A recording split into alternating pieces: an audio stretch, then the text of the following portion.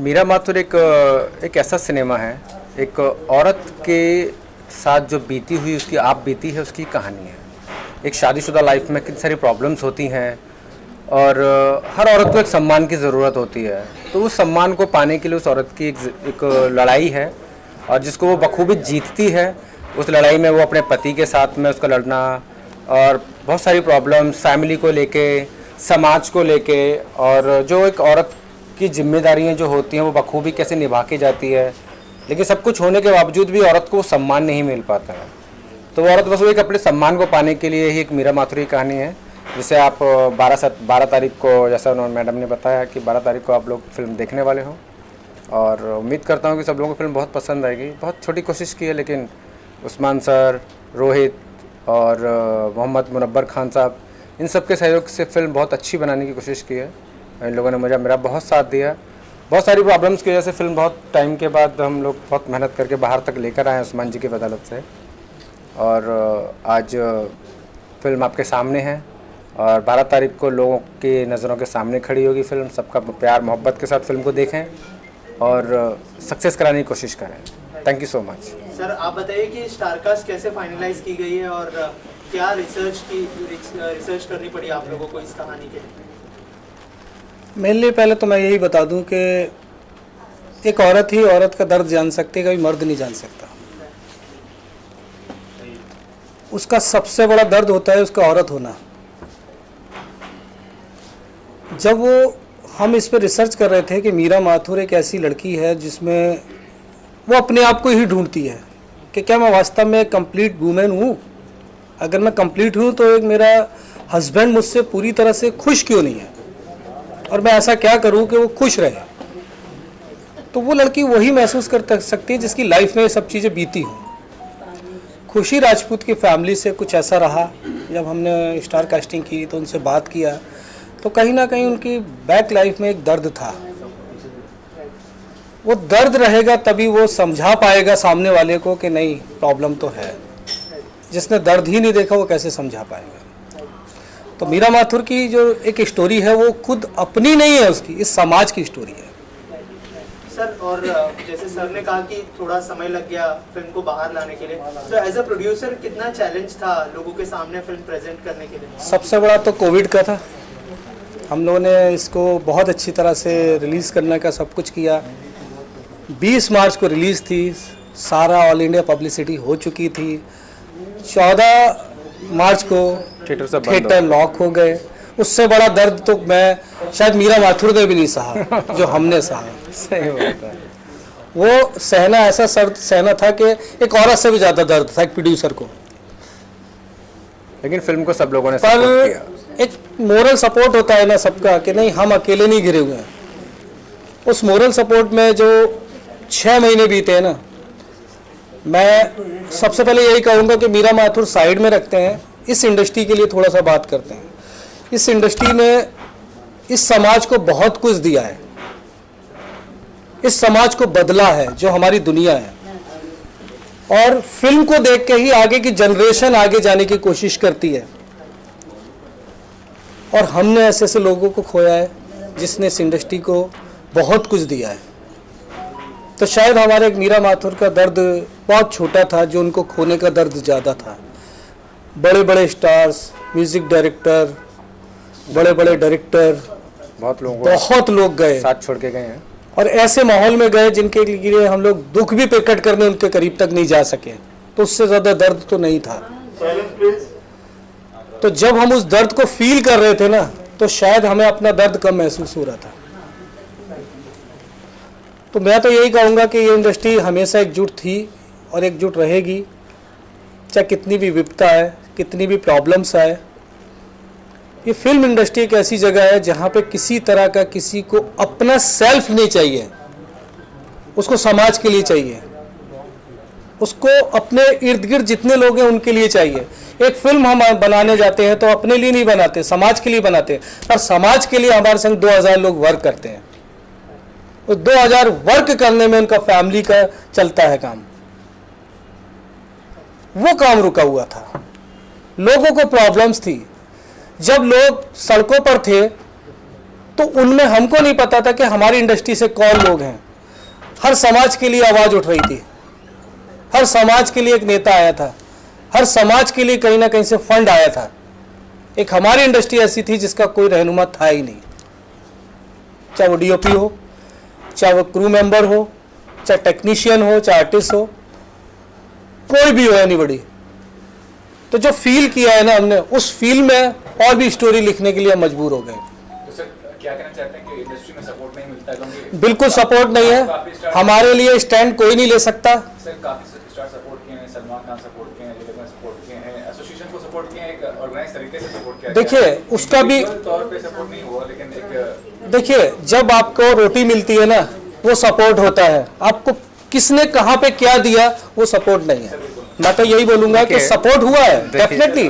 देखिए मैं सॉरी अपनी बात कर, हम इस टॉपिक पे ज़्यादा बात ना करें क्योंकि बोलते कि ना एक बहुत बड़ी कहानी है।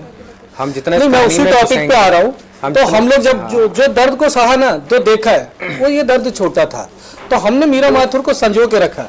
चलो इसको वक्त आने पे हम लोग इसको रिलीज करेंगे। अच्छा वक्त है और ये वक्त अच्छा है। हाँ, अच्छे वक्त में अच्छी फिल्म रिलीज हो रही है और उम्मीद करते हैं कि लोगों को की फिल्म बहुत पसंद आएगी। इसमें स्टार कास्ट हमारी हैं, एलन कपूर हैं, खुशी राजपूत है, अश्विन कपूर है, रमन अग्निहोत्री है, निकिता पुरुषोत्तम झकोड़िया है और भी काफ़ी सारी कास्टिंग है।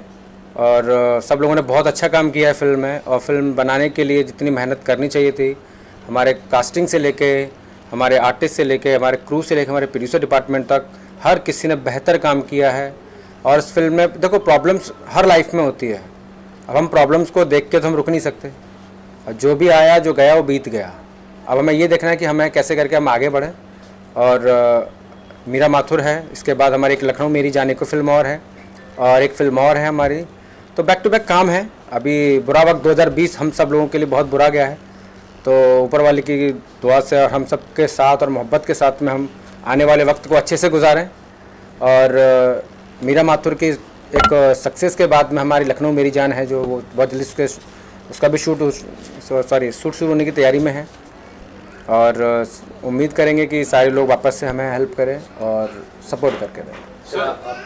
सर आपसे जानना चाहते हैं कितनी कसमकस होती है अंदर जब जो कि हिंदी जो फिल्म होती है, एक्टर लीड रोल करता है और हिट होता है, और आपके दिमाग में कितनी कसमकस थी कि आपने एक फीमेल को लीड रोल दिया? देखिए मैं तो एक ही शब्द कहना चाहूँगा, man not complete man, women full complete women, अगर हम उसको समझते हैं तो। एक आदमी कभी किसी के जज्बात को नहीं समझ सकता जो औरत समझ सकती है। और आप लेडी को समझने की कोशिश करिए तो शायद आपको पूरी दुनिया का सुख उसी में दिखाई देगा। वो माँ हो सकती है, बहन हो सकती है, बीवी हो सकती है, फ्रेंड हो सकती है।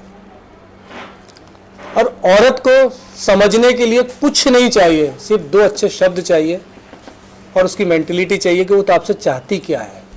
वही चीज़ सोच के हमने मीरा माथुर को शुरू किया। नहीं सर, मैं आपके जवाब का एकदम सही जवाब मैं देता हूँ। आपका सवाल था कि हमने ये कैरेक्टर को क्यों कास्ट किया। देख कहानी हर एक हमने फीमेल ओरिएंटेड सब्जेक्ट है और कहानी के हिसाब से ही हमें कास्ट करनी पड़ती है। हमारी कहानी पुरुष प्रधान के ऊपर फिल्म नहीं है, हमारी कहानी है एक औरत के ऊपर। तो हमें एक स्ट्रॉन्ग वुमन की ज़रूरत थी, तो हमने बहुत सारी कास्टिंग की थी हम लोगों ने। और जो काफ़ी सारी जगह पे हम लोग अनकंफर्टेबल थे और कहीं पे थोड़ा सा कंफर्टेबल लेवल, एक इमोशनली लेवल पे, प्रोफेशनल लेवल पे खुशी के साथ हम बहुत कंफर्टेबल हो गए थे। तो खुशी के साथ फिर हम लोग आगे लेके बढ़े उसको लेके और बखूबी तरीके से उसने काम किया और रिज़ल्ट आप लोगों के सामने है। आज फिल्म कंप्लीट है और रिलीज़ के दहलीज पे खड़ी हुई है। सर आप बताइए आप कैसे? मैं तो ये कहूँगा सर कि एक औरत के दर्द को मैंने काफ़ी कोशिश किया कि एक अच्छे तरह से अपने कैमरे में कैप्चर कर सकूं, जिसमें मैं काफ़ी हद तक कामयाब भी रहा हूं। बाकी आप 12 तारीख को देखिए कि कितने हद तक मैंने अच्छे से उसको एक्सपोज करने की कोशिश की कि एक औरत का दर्द क्या होता है। सर लेकिन ये भी जानना चाहूँगा कि जो भी एवरेज फिल्में होती हैं आज के ज़माने में क्या समझते हैं किस तरह का मार्केट है, क्योंकि काफ़ी चीज़ बदला है। एक OTT प्लेटफॉर्म इतना बड़ा कंपटीशन लेके आया, तो उसके आने बताइए जो फिल्म बन रही है एवरेज रेट किया जो स्टार्स नहीं होते हैं, तो किस तरह से वो मार्केटिंग की जाती है? प्रॉब्लम तो है भाई, प्रॉब्लम्स यही है कि हमारी इंडस्ट्री में हाई लेवल के बहुत सोर्स हैं, पर एक मिडिल क्लास के लिए अगर फिल्म बना लेना उसके बाद जो जद्दोजहद होती है ना, वो रिलीज़ की होती है। रिलीज़ करने वाला कोई नहीं है, अगर आप कर सकते हैं तो कर लीजिए, नहीं कर सकते हैं तो उसको डब्बा बंद करके छोड़ दीजिए। एक मिडिल जो लेवल की जो फिल्म होती है ना, उसका आदमी समझना ही नहीं चाहता कि कंटेंट क्या है, वो सिर्फ एक पूछता है स्टार कास्टिंग क्या है। स्टार कास्टिंग होने से तो कंटेंट नहीं बन जाएगा ना, कंटेंट अपनी जगह है। और हर किसी का सलमान खान, शाहरुख खान, अजय देवगन तो काम करने से रहे, और लेकिन एक ही है कि शाहरुख OTT का के आने सलमान से- भी तो एक लेवल पे थे ना। आज चलो, और OTT के आने से जो छोटे प्रोड्यूसर्स जितने भी थे, आज उन सब वो सब लोग मरे हुए जो लोग तो आज खड़े हो गए हैं। OTT से बहुत सपोर्ट मिला है लोगों को, और थिएट्रिकल और OTT दोनों एक अलग सिनेमा दिखाना चाहते हैं। जो एक 70 mm का जो सुख है, वो लोग वो सुख लेना चाहते हैं। और OTT का एक सुख जो है कि वो घर में बैठे हैं हम लोग, चलो ठीक है देख लिया, ठीक है, वो भी एक अपने लेवल पे। लेकिन एक ये है कि जो घर बैठे लोग थे, बहुत सारे आर्टिस्ट ऐसे थे, बहुत सारे टेक्नीशियंस ऐसे थे, और इवन कि देखो, मैं तो एक OTT के आने से एक पॉजिटिवनेस ये है कि जो पहले आर्टिस्ट फिल्म लाइन में आके थे, तकलीफ़ें उठाते थे, जो लोग बेदर रहते थे, खाने की प्रॉब्लम्स होती थी लोगों को, बहुत से लड़कियां लड़के गलत रास्ते पर चले जाते थे, उनका काम नहीं होता कि सिस्टम बंधा हुआ था, आज खुला हुआ है। आज OTT के आने से बहुत सारे प्लेटफॉर्म्स खुल गए हैं, तो जो लोग आर्टिस्ट लोग घर बैठे थे, जो टेक्नीशियन घर बैठे थे, आज उनके पास ऑप्शंस बहुत है। हर तरीके का काम है मार्केट में, छोटे से लेकर बड़े से लेकर OTT पे भी जा रहा है और थिएटर पे भी आ रहा है। और देखिए अभी चलो 1 साल हुआ, अभी हमारा 10 महीने 11 महीने हो गए इसको, जो लॉकडाउन की वजह से, जिसके बीच में OTT प्लेटफॉर्म ने मार्केट पकड़ी है। और थिएटर का मज़ा एक अलग है, और जब भी थिएटर खुलेंगे तब का वो एक अलग आज़ादी होगी। वो अभी हम लोग कोई आज़ाद नहीं है, हम लोग सब जितने भी एक्चुअल में काम करने वाले लोग हैं, वो अपनी लाइफ से कॉम्प्रोमाइज़ करके बैठ के काम करें। चलो ठीक है, कुछ से कुछ सही, वही कुछ से कुछ सही के लिए OTT है, और जिनको लिए बहुत सही चाहिए वो सिनेमा है। अभी हम आज़ाद हुए नहीं सही से, जिस दिन आज़ाद हो जाएंगे, थिएटर खुलेंगे, उस दिन हमारी आज़ादी है। बहुत बुरा वक्त दौर से गुजरे हैं सब लोग। तो मेरा बोलना है कि OTT वगैरह से बहुत से लोगों को रोज़ी रोटी मिली है। जो लड़के लड़कियां गलत रास्ते पे जाते थे, आज उन सबके पास काम है। पहले लोगों को हम लोग देखते थे कि यार, इवन कि मैं खुद बोल रहा हूँ कि मैं 4 जगह जाता था और कभी मुझे काम नहीं मिलता था। आज मेरे पास, मेरे मम्मी पापा के प्यार से, मेरे बुजुर्गों के आशीर्वाद से आज मेरे पास मैं 4 फिल्में लेके बैठा हूँ। एक कंप्लीट हो चुकी है, एक अगले महीने शूट स्टार्ट है उसका मेरा, एक अप्रैल एंडिंग में स्टार्ट है, और 4th का नेक्स्ट ईयर में प्रोजेक्ट जाएगा। लेकिन 4 प्रोजेक्ट मेरे लॉक हैं, तो जिसमें से 3 प्रोजेक्ट मेरे OTT खुद हैं। तो मैं इसलिए बोलूँगा, आज मुझे खुद को रोजी रोटी मिल रही है, मेरे साथ में और भी मेरे कितने सारे टेक्नीशियन भाई बहन लोग होंगे, सबको काम मिलेगा। तो OTT का इतना गुण गा रहा है, OTT का वल्गैरिटी और एक्सट्रीम, देखिए वल्गैरिटी जो चीज़ें हैं वो एक अलग स्ट्रीम, मैं उस जॉनर की बात ही नहीं कर रहा हूँ। उसमें तो कोई सेंसरशिप भी नहीं है। तो सेंसर लगवाइए आप, आगे मेरा काम है, तो ये मेरा भी काम नहीं है। आप उसकी तारीफ कर रहे हैं। मैं तारीफ इसलिए कर रहा हूँ सर, देखिए आज आपने सर आज आपने एक बात कही कि OTT पे वल्गैरिटी चल रही है। कल जब आर्टिस्ट लड़कियां लड़के गलत रास्ते पे जाते थे, नशा करने जाते थे, प्रोस्टिट्यूशन में जाते थे, तब उन्हें कोई हेल्प करने के लिए नहीं आता था।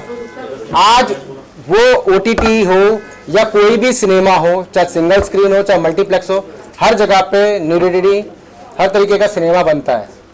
आज सब लोगों को पेट भरने की जुगाड़ बन चुकी है। पेट भरने के लिए वही है। अरे तो मैं नौकरी करोगे सर, मैं दूंगा इसका आंसर। प्लेटफॉर्म पर जिस तरह से सर बहुत सारे आप स्कैम जैसी फिल्में आती हैं, और नेटफ्लिक्स पे इतनी अच्छी फिल्में चल रही सारी हैं। चीज़ें लड़की को ही बोलते यार। आप जिस सिनेमा की बात कर रहे हो, आप सर, जो नहीं, की बात कर रहे हो, उनका कोई मतलब ही नहीं है। सर मैं जवाब दूंगा इस बात का। मैं जवाब देता हूँ ना। सिंपल सी एक चीज़ है सर,